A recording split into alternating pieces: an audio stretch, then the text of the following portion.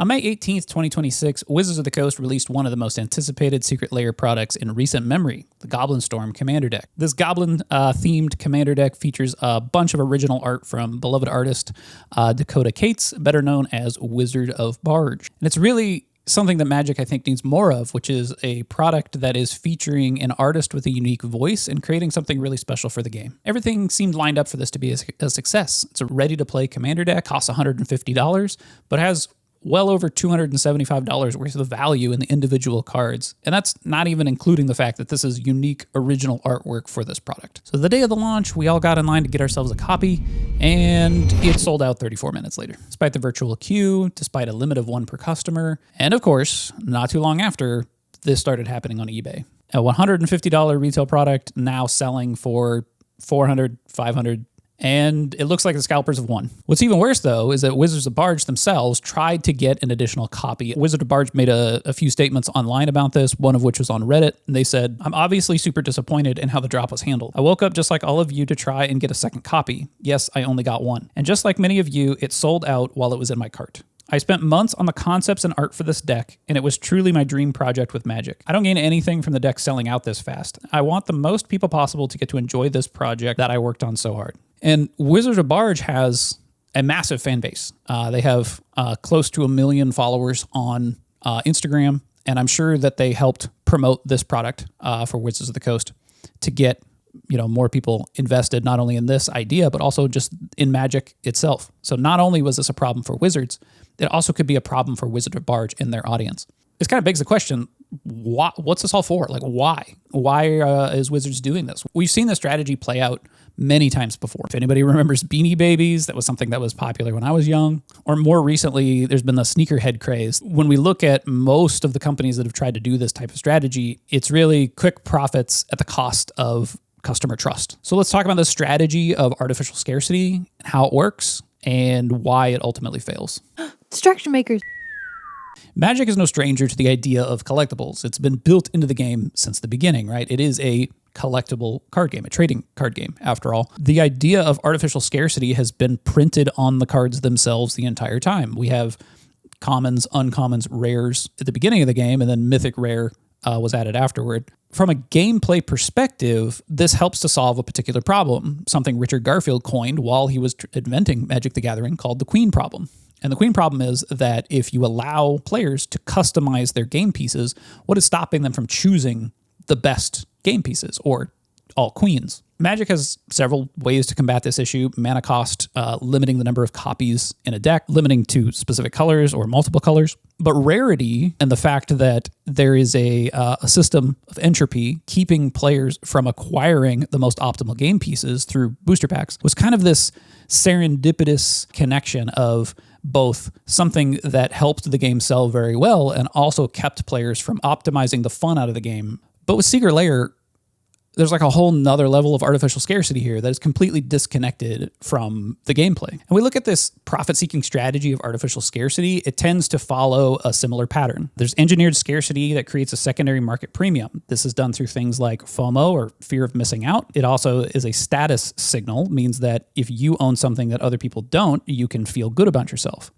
It also has a sense of community belonging, that you're part of an elite club that has these items and values them as others around you do. And there's also a speculative value, and it can morph like a product into a perceived investment. And this has been the case for Magic for quite a while. Once this ecosystem is established of collectors who value these objects that they just sort of have perceived value, the company takes notice and decides, oh, this is the way that we can make more money. And so they start to feed into that system directly. And this is, I think, where we're at with Secret Lair, although you could argue that this has been the case with Magic with booster packs the whole time. So as a business starts to see profit returns from this strategy, they will continue to double down until they find the sort of breaking point of the system. And I think this is exactly the place we're in with Magic now, with them ramping up set releases and something like 40 Secret Lair products being released throughout the year. And once the company starts to print too many of these things, the secondary market starts to erode, and the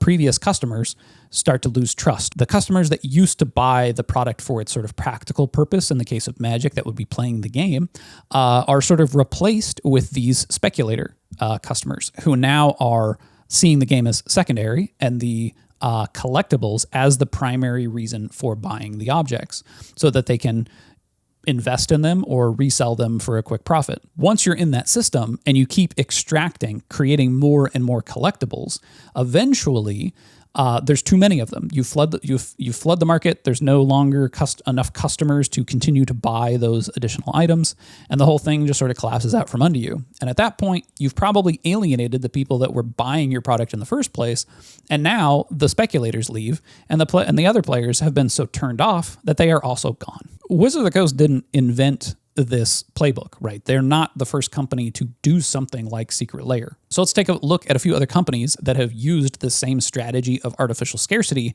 and how it worked out for them. The first one to look at is Beanie Babies, and Beanie Babies introduced this idea of retirements, which means that they would they would manufacture a particular Beanie Baby for a while, and then they would stop producing it, never to be produced again.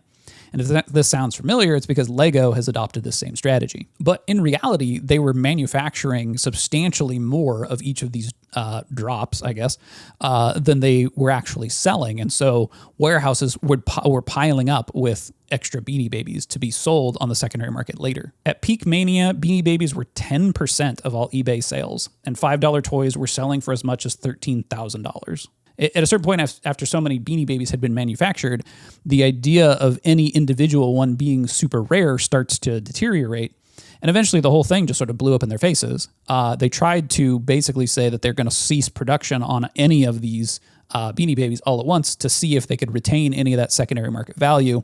And at that point, the bubble had burst and the speculators were gone. While Beanie Babies were sort of an early adopter of this artificial scarcity strategy, the brand Supreme perfected it.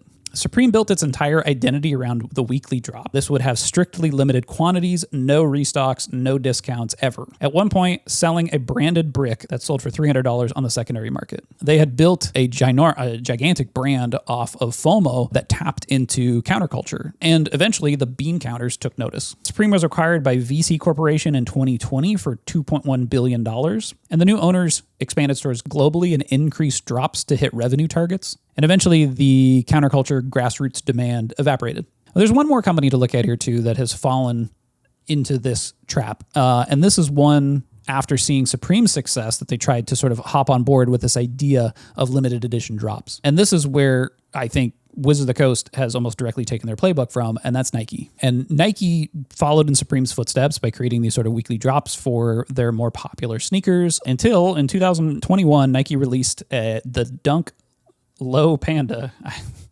It retailed at $100 and then was selling for over $350 on the secondary market soon after. And for a brief moment, this was all working quite well until Nike decided to kind of flood the market to try to capture as much of these secondary market sales as they could. And they sort of broke the idea of the limited supply in that they flooded the market with all these different designs, and the speculation on these shoes, the reason why people were buying additional pairs of shoes that they probably were never going to wear and just going to stick them in their closet, started to collapse. At some point, the resale market were making upwards of 100% profit margins on the resale. So if they bought a shoe for $100, they could resell it for $200. And after Nike sort of flooded the market, that profit margin dropped to somewhere between 10 and 25%, which probably is barely enough to sort of cover the whole expense of the situation between shipping and eBay. And then after this collapse, Nike lost $28 billion in market cap. Now, Nike's stock price is down 70% since their highs in 2021. They've had to make a massive number of layoffs. They've gone through 2 rounds and laid off over 2,000 people. So where are we at with Magic? Starting around 2018, Hasbro began to use Magic the Gathering to sort of cover up holes in the rest of their business when other sectors would have a loss. And a former Wizards VP alleged that Wizards created specific card sets that would become quickly manufactured and dropped into the market to generate between $40 and $80 million whenever Hasbro needed to plug a revenue gap elsewhere. He said they called it Project Parachute. We went from having 4 sets a year to now 7 in 2026.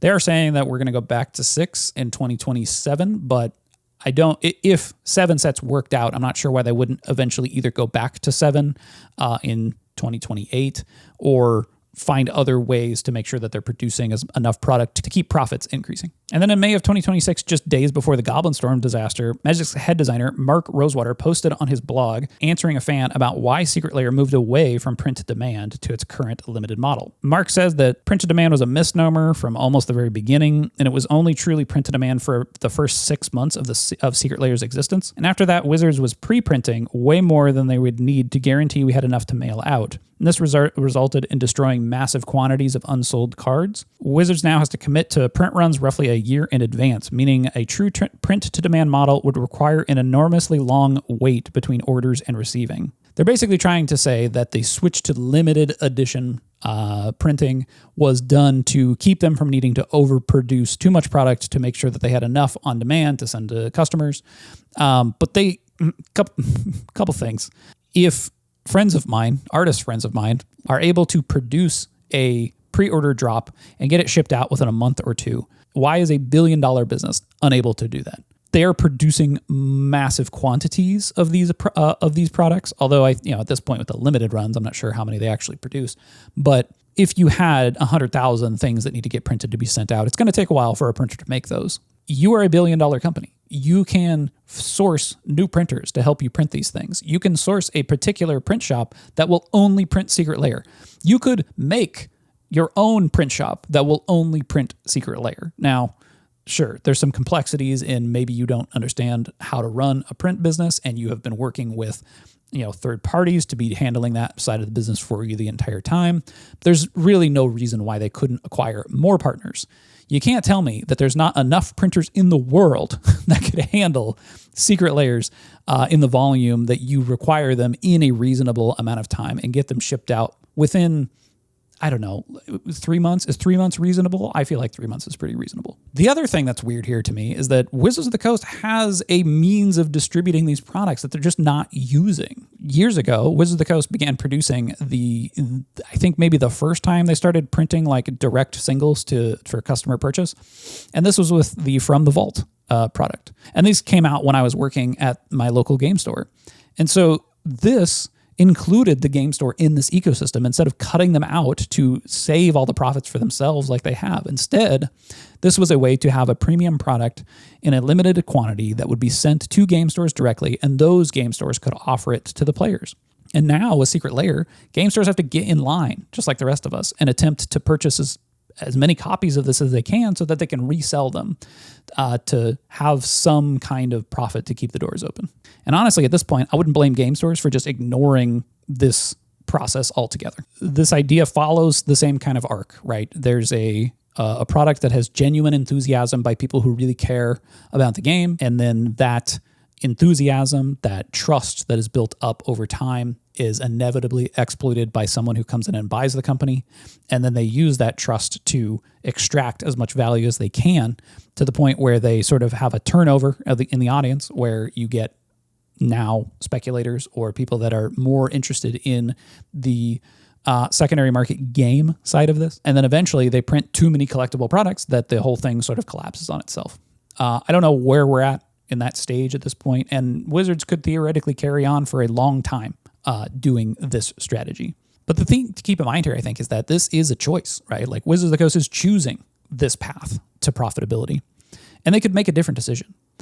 And us as players who are here to play the game of Magic the Gathering, and I think that's the part about this that sucks the most, right? Is that the player base are the ones that made that Goblin Storm deck valuable to speculators. And then the speculators swoop in, pick the stuff up, and resell it to players. And when we look at eBay, there are recent listings of Goblin Storm that have sold for over $400.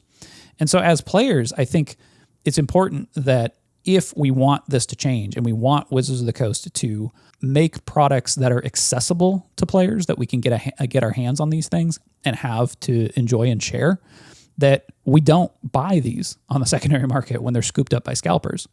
We might have sort of like reached escape velocity on some of this stuff at this point where speculators are the ones who have purchased the products from the Secret Lair drop, and then they are reselling them to other speculators. And that's just sort of this Ouroboros of what is actually the value here. We're all just sort of speculating and trying to make a buck. And players might just be already nearly completely cut out of this cycle.